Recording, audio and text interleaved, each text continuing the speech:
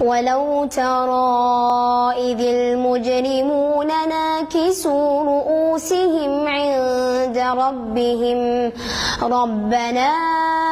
أبصرنا وسمعنا فارجعنا نعمل صالحا إنا موقنون ولو شئنا لآتينا كل نفس هداها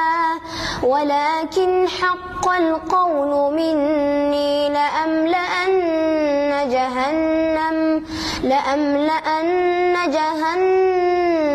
من الجنة والناس أجمعين فذوقوا بما نسيتم لقاء يومكم هذا إنا نسيناكم وذوقوا عذاب الخلد بما كنتم تعملون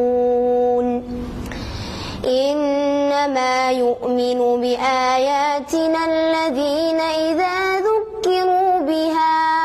إذا ذكروا بها خروا سجدا وسبحوا بحمد ربهم وهم لا يستكبرون تتجافى جنوبهم عن المضاجع يدعون ربهم خوفا وطمعا ومما رزقناهم ينفقون فلا تعلم نفس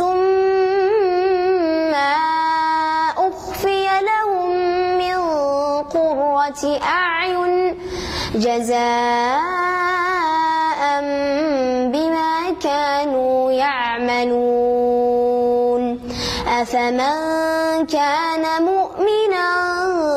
كمن كان فاسقا لا يستوون أما الذين